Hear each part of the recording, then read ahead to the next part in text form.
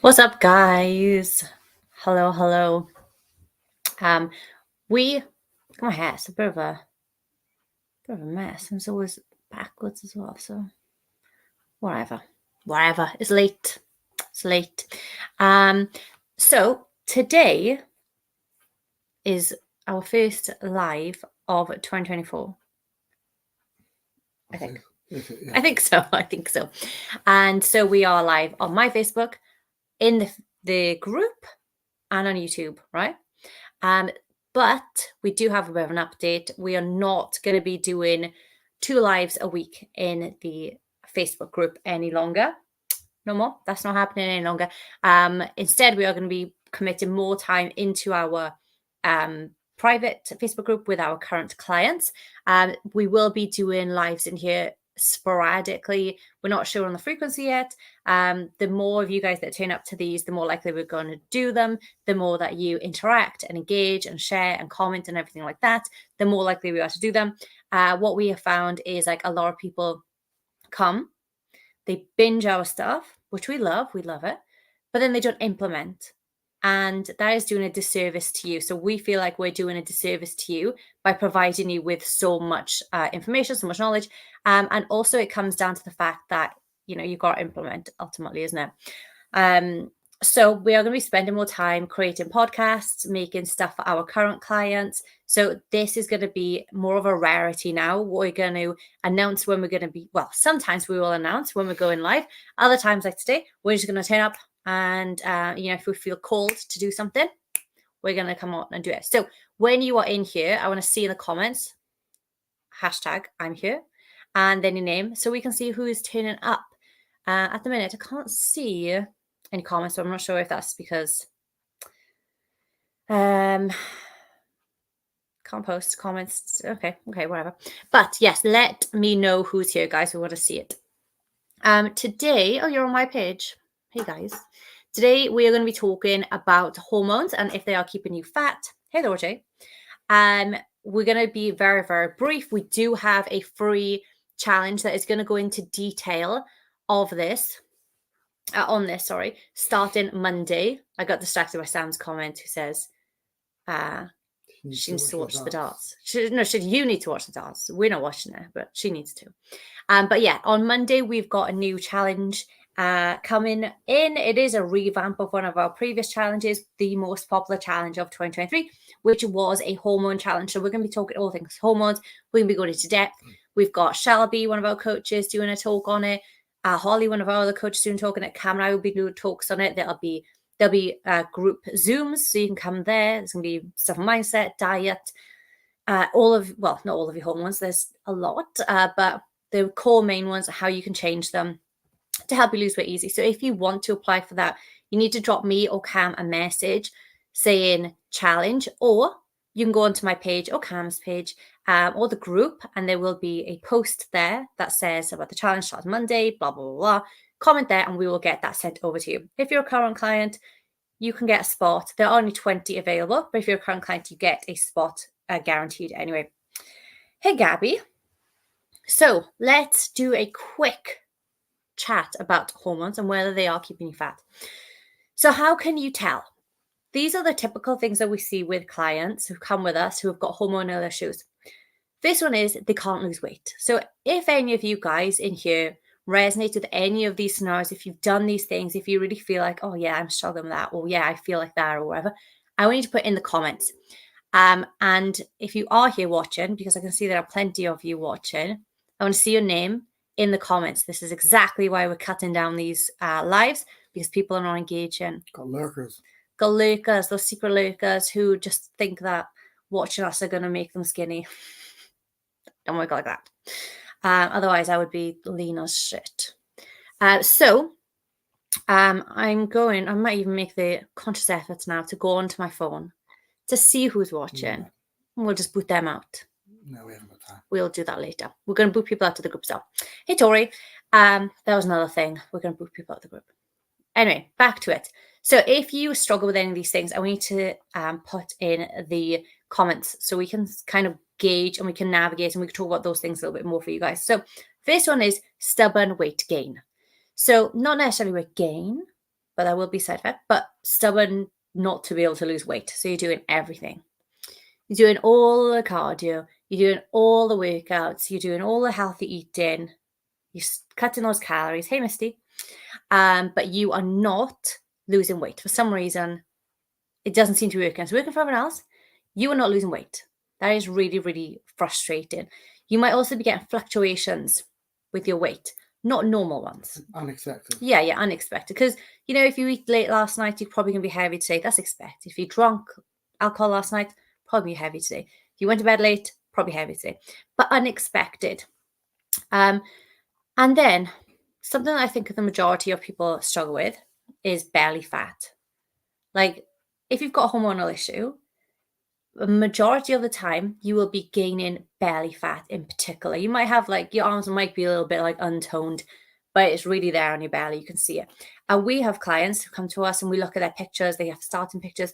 And typically, because we're so used to it, we can tell by looking at them, looking at their belly, if it is hormonal or if it is dietary and all those kinds. It's normally a combination, but a lot of the time, if it's mostly hormonal, we can see it. With cortisol belly. Yeah, the stress belly, yeah. So looks like no one has commented that they struggle with weight loss, so let's keep moving then. If you don't struggle with it, we won't help you out. So if you are feeling a little bit sluggish or sluggish metabolism, you're not kind of burning fat, you are dieting or exercising and you feel like your metabolism is slow, maybe you're a little bit older now, your metabolism is slowed down, you have to do more in order to lose weight, that is a sign of metabolic syndrome, actually. So metabolic slowdown, so your metabolism does change, and a lot of that is due to hormonal response. So the slower your metabolism, the less calories you burn at rest. So if you continue to decrease your calorie intake, let's say you start at 2,000 calories, and you're like, oh, my fitness pal told me 1,200, so I'm going to drop down to 1,200. You should lose weight.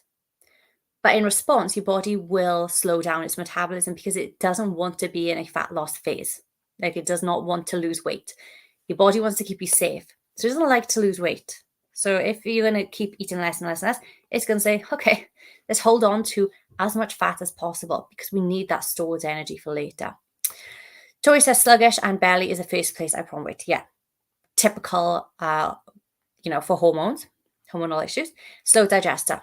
Yeah, that's a bit more gut health, but gut health, a lot of your hormones are stored in your gut as well. Your immune system is stored in your gut. Dopamine, a lot of dopamine stored in your gut. Serotonin, stored in your gut. So if you're a slow digester, typically it should take 24 to 48 hours for your food to process through from mouth to the other end. The higher end then is 58 hours, which I think is too long, basically. That was me not being able to lose weight when I was always trying, but now with you guys and balancing hormones, I'm losing.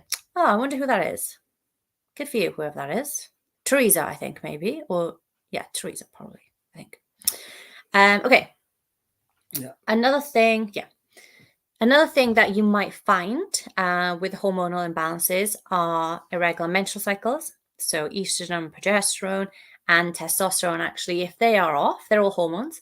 If they're off, you may be having more frequent periods, more further away periods, severe cramping, heavy bleeds, light bleeds. It could be one end to the other. People with PCOS, menopause, perimenopause, endometriosis, these are all hormonal issues. And actually, the science is coming out now that it's a lot to do with estrogen. Estrogen has a lot to do with your gut health as well. So there's a lot going on there. But yeah, estrogen dominance, progesterone dominance, not enough testosterone dominance. So testosterone is an androgen. If you've got too much androgen in your blood, or if you produce too much androgens, oh my god, my mouth. Androgens, there we go, got there in the end.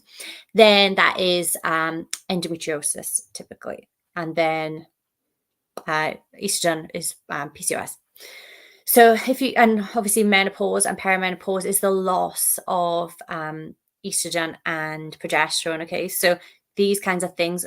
We can't change menopause, you can't stop it. You can take HRT, but what can we do otherwise? You know, how can we balance our hormones without taking anything as best as possible? And then if needs be, we can obviously like bump it back up with HRT then. But yeah, if you don't get periods, if you have severe heavy periods, if your periods are stopping you from doing your day-to-day life, then that is a problem, it's a cause for concern. If you are hungry or craving, are you really craving food, sugary, high calorie, carb dense foods? Yeah, you know those really tasty ones. If you're consistently craving those, that is typically an insulin problem. And you guys have probably heard of insulin, is also a hormone which regulates the sugar in your blood, basically. But if you are always feeling hungry and never feeling full, then you've got leptin and ghrelin issues. So there's like lots of different potential problems going on here. PCOS symptoms have been more noticeable to me since gaining weight. Yeah, that could be a cause. It's typically that the PCOS would be making you gain weight, if that makes sense. So exacerbating the symptoms rather than it, the weight gain necessarily causing the PCOS symptoms or exacerbating that. Not looked into a lot of that. Sorry, just doing bedtime routine, so catch up later. Thanks for all your help and information. I don't think that is Teresa, because Teresa's in Canada where it's like 2 p.m. Just had a baby and been eating healthy and can't seem to shift anything. Oh, it's Laura. So obviously this is hormonal, right? So things to ask would be like, are you breastfeeding? Are you eating enough calories? Are you getting enough of the good stuff in? I mean, you're eating healthy, but what does that mean? If I had, let's think of something that people typically think is unhealthy. Say I had like 3 bags of crisps or 6 bags of crisps, right, across the day. That's all I ate, 6 bags of crisps. You'd be like, oh my God, or chips if you're in the States. You'd be like, oh my God, that's a lot. That's really bad. Or I could eat salmon, nuts, cheese, yogurt. What else could I be eating? Avocado. I could be eating all these things, eggs, and I would gain weight from the second one, not so much the first one. And this is because even though all those things I named are healthy, avocado, nuts, all those kinds of things, they are really high in calories. So it's about balancing the quantity and the quality of the nutrition that you're eating and what is healthy. Sometimes, if you just had a baby, you need to work on your hormonal balance, hormonal harmony first, and then you will start to lose weight when your body's like, okay, yeah, I'm cool, I know what I'm doing, I'm fine, I'm safe, I'm producing enough milk for the baby, I'm in a good state. Now I can start to release fat, because that's basically what the body goes into. If you guys have got mood disturbances, irritability, anxiety, depression is a real big one. Mood swings, if you are an emotional eater, all of these things come down to your hormones as well. So you can see there's like quite a lot of stuff. Bloating. Yeah. Bloating also. Water retention, inflammation. Yeah. Brain fog. Any like brain kind of things. Fatigue, low energy. And even down to things like skin and hair issues, like all of these things that we've mentioned here, you might not be able to see. Like, for example, you might not see that you're depressed or you're in low mood, but you could see that you're breaking out in acne or anything like that, or just having breakouts, random breakouts. Then they will all come down to hormonal issues. You just named all of you lupus issues. Yes. So autoimmune diseases are typically, not all of them, but typically due to a gut microbiome issue, so a gut health issue. And although some things aren't curable or reversible, there are things you can do to help balance out as best as possible, so you're managing rather than trying to undo. Things like type 2 diabetes can actually be undone. Getting your blood sugars good, insulin good, all of cortisol good, they can all be helped and reversed. But some things, Crohn's, for example, or what's the other one? Colitis. No, yeah, colitis as well. But celiac, things like that can't be undone, but they can be managed as best as possible so you can live a best as normal life as possible. Considering my weight has got worse since my lupus has got worse. Considering my weight has got worse. Yeah. Again, so weight isn't necessarily a sign of health, but there's a good, high percentage chance that is exacerbated by it. And then again, it's going to be making sure that, because weight is the result of your lifestyle, essentially, right? If you're chronically stressed, if you're not sleeping, if you're like, I'll sleep when I'm dead, if you're eating shit all the time, if you don't want to make an effort to go for a walk, your body will show that. And it will project, it'll manifest. Your body is a manifestation of your daily habits. So if I was every day running 10 miles, and eating like a runner, I'd probably look like a runner, right? If I was going to the gym for 2 hours a day, eating shit ton of protein, decreasing, making sure I'm sleeping well, making sure that I've got my stress is low, I'd probably look like a bodybuilder. So your body is the manifestation of what your daily habits are. If you're getting, some people have PCOS. I've spoken to a couple of people and they're like, got really bad PCOS. I've been diagnosed. My life has changed. I can't go out. I have really severe cramping. It's really terrible. I'm miserable. My mood swings and blah, blah, blah, blah, blah, blah, blah. And I'm like, we can fix that. You just need to make these changes. And they don't want to do it. So that person's life will continue to get worse and worse and worse and worse and worse. When it comes to PCOS, they might be fine in other areas of life. But that is going to impact the rest of your life. And so your life and your body is going to be an impact, going to be a manifestation of the choices that they've made, which is not making these changes. If you start to make a change, even if it's a small one, your body will thank you and your body will change. Oh, I say I'll thank you. It depends on what the change is. But most hormonal issues can be fixed without medication, right? So some people are like, oh, my metabolism's really slow. It's like that can be, we can speed that back up, okay? Your body wants you to be healthy. So if you're consistently gaining weight, your body is going to be like, I don't feel great here. It doesn't want to gain weight. It doesn't want to lose it. It wants to stay homeostasis, right? It wants to stay in the norm. But we can do things to encourage it to burn more fat, because it also doesn't want a shit ton of fat. It knows that's going to be bad for my knees. That's going to make me sluggish, brain fog. Obviously, obesity and cardiovascular diseases are very closely connected. Once you've got one of those, so you've got diabetes, your chances of getting one of the other 8 comorbidities are very, very high.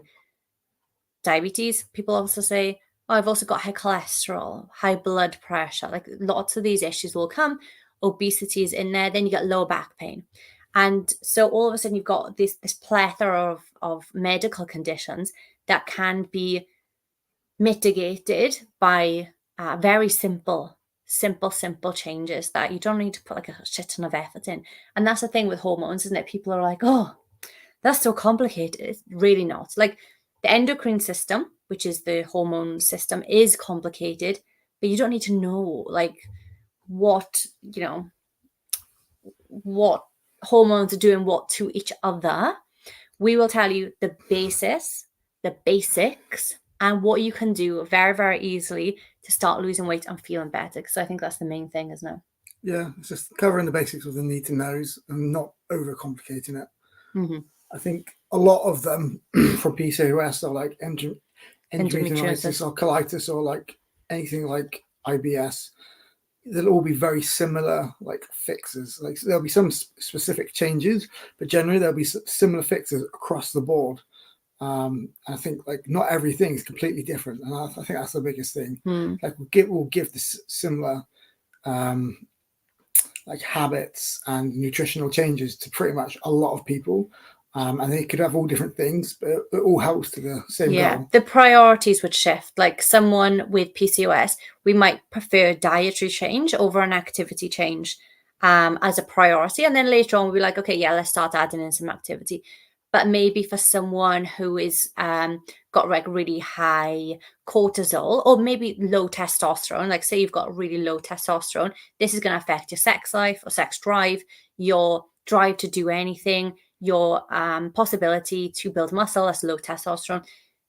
For someone like that, especially as we age, then I might say, okay, let's prioritize strength training and eating more.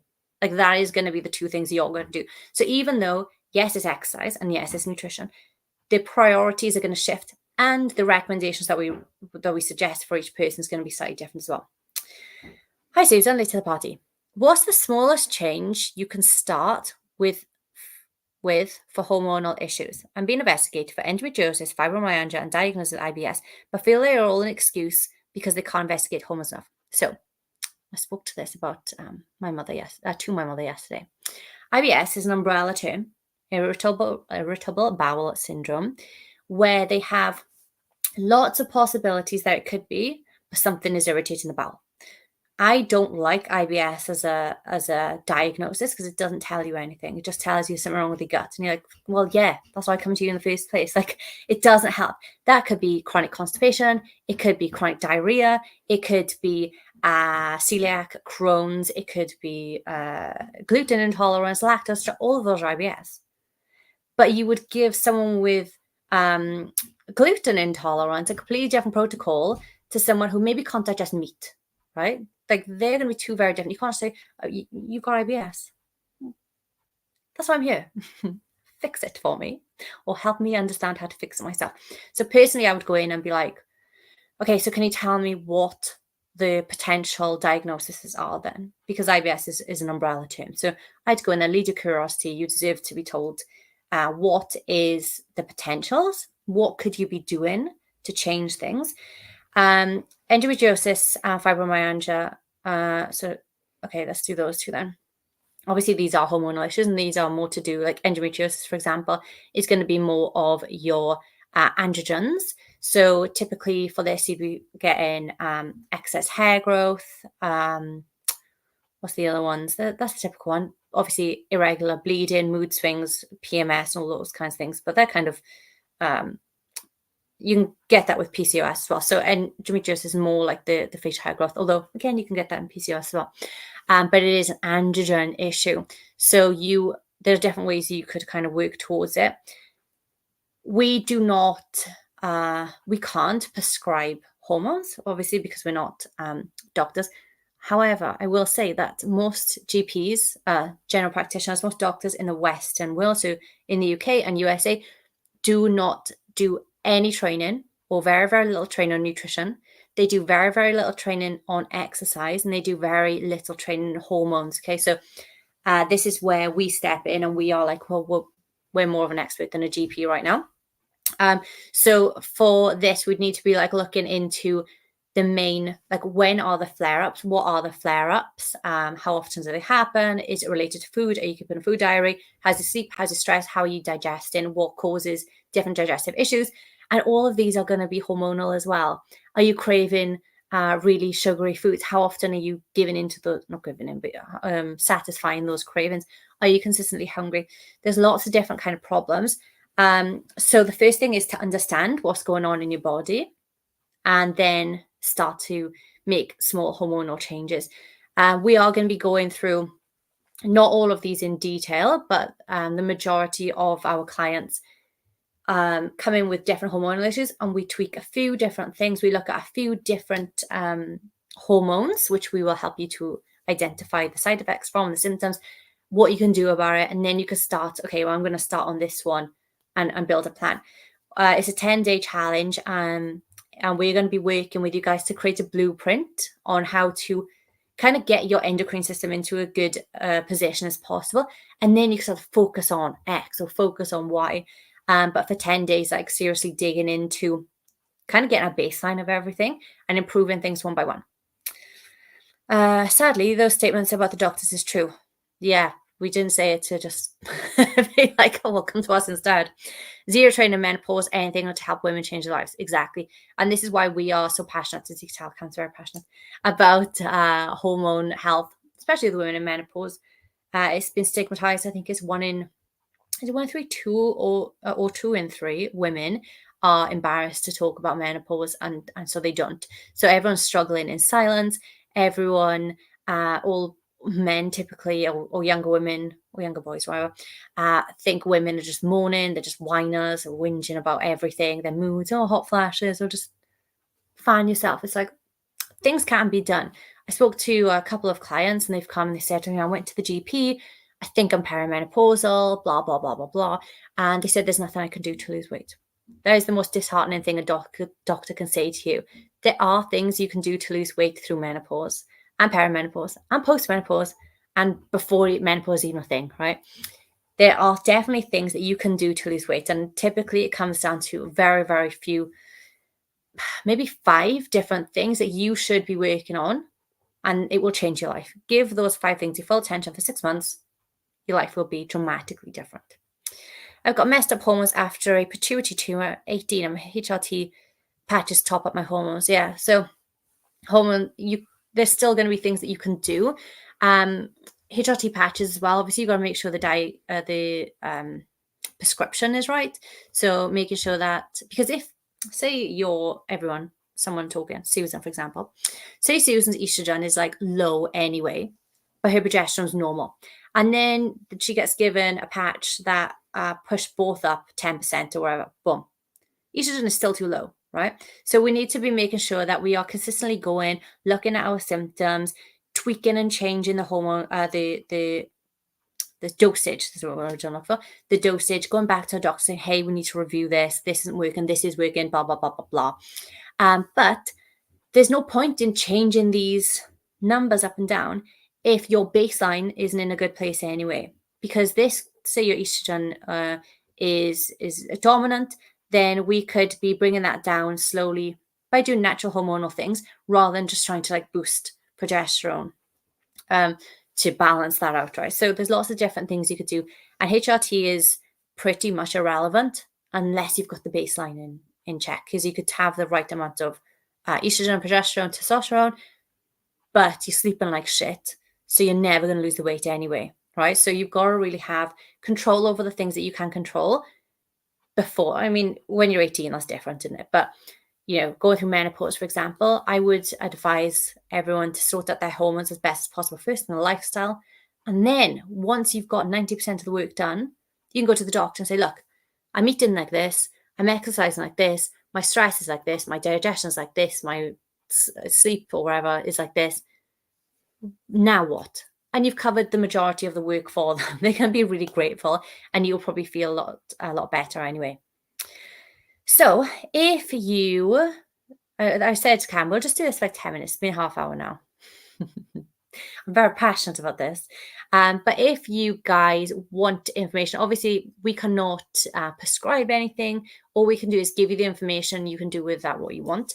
And we can write out or, create this blueprint with you so you can live a healthier life. So if you want access to that hormone challenge, it starts on Monday. The deadline for application is Friday at midnight. So you need to either drop one of us a message saying the word challenge, or you can comment on one of our posts. It's on Shelby's wall. I think it's on Holly's wall. It's on my wall, Cam's wall. It's in the Facebook group. It is literally everywhere. So if you want to apply, just write challenge in there. And also if you know someone who might be struggling with hormonal issues, if you're like, oh yeah, she does break out lots, she's always complaining about bloating, or she's literally done everything and she's just not losing weight, definitely tag that person in the challenge as well, because we want to help as many people as possible. It is a free challenge. We're not making any money off it. So we just want to make a big impact. And I think moving forward for the next year, if you've got that baseline good, then weight loss can be way easier. And weight loss, toning up, again, same kind of problems. If you can't build muscle, it's going to be a hormonal issue typically. So we want you guys to be set up so for the rest of the year you're smashing your goals rather than struggling, eating less, moving more, and never getting to that body that you want. So that is it. Any questions or thoughts, Cam? No, you've covered it all. Been very quiet, hasn't he? He's tired and ready for a snack, I think, or dinner. All right, guys, there we go. Hope it's helped. If you've got any questions, give us a shout. Otherwise, we will speak to you soon. See ya.